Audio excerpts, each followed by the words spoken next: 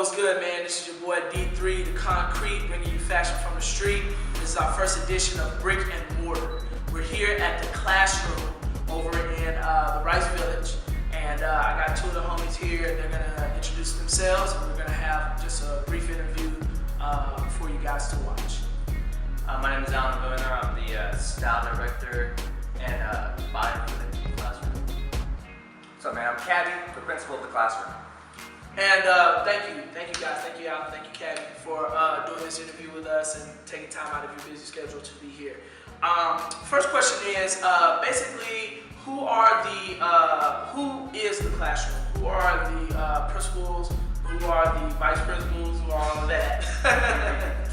The classroom is made up of us two, Alan, like he said, he's the style director, and our principal buyer. Then there's myself, and I'm kind of chief of operations. That's what we say, I'm the principal of the classroom. We also have Paulo, aka Paulo Jackson. He's our art director, photographer, flyer maker, graphic designer. He's kind of like the creative force behind the classroom. Then we also have Asif Razvi. He's our IT guy. So if you can check out our website, he's the man responsible for making it look so clean and running so well. And then Justin Modi, he's our fifth and final business partner. He actually lives in Australia now, but he's the homie, and he, we all went to business school together, so he kind of helps us with all the business things on the back end. Sweet. So, what is your mission statement? If you don't mind elaborating on exactly the purpose and the plan of the classroom.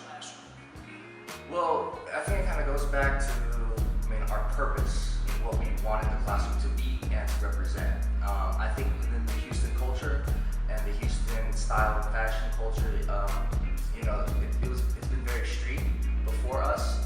And then there was, very menswear stores like Billy popping up and more edgier, fashionable places like Mortar when they were doing their thing. And for us, there was kind of like this in-between ground where you could be either not too street or not too menswear. And that's where our personal styles were. And so for us, there was this transition phase that we wanted to cater to.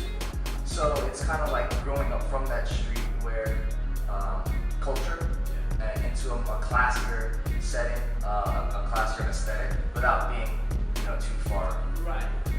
Being accessible. Not so far accessible, but more of a not too far into the menswear niche. You know what I mean? Because we're not super menswear. You don't see us wearing blazers or bow ties every day. Even though we do appreciate that, and we do appreciate, like that kind of fit. When did you wake up with the idea of putting this brand, putting this store together?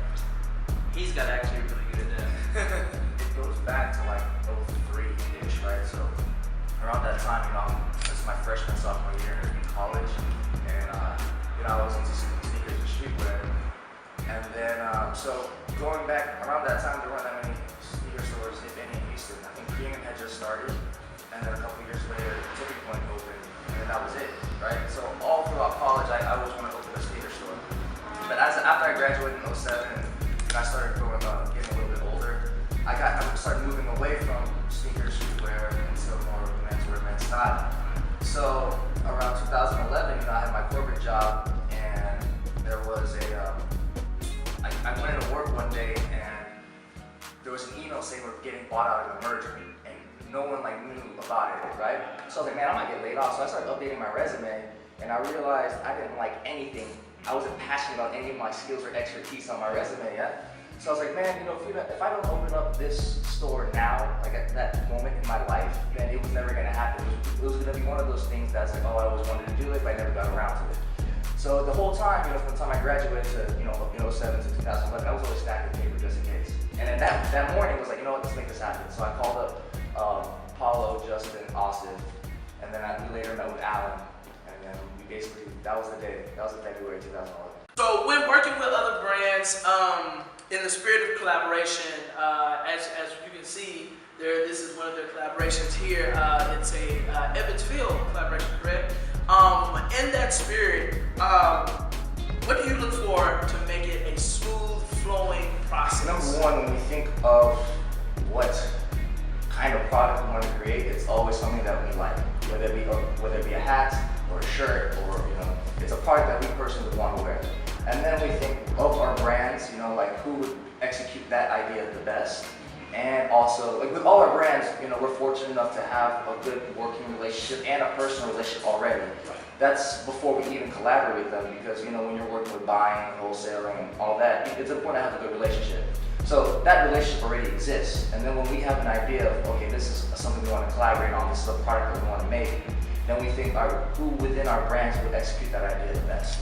It's your boy D3 the Concrete, bringing you the fashion from the street. I'm here with the homies, Cabby, Allen of The Classroom over in the Rice Village. Could you give them an address where they can find you guys, a website, and So you can keep us here in the Rice Village at 2534 Amherst Street, or across the street from Madeline. You can keep us on Instagram @_the classroom. That's also our Twitter handle.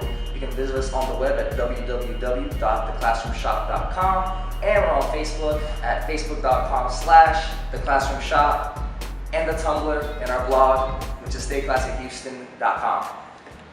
We on it. thank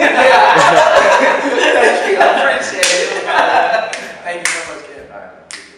Peace, y'all.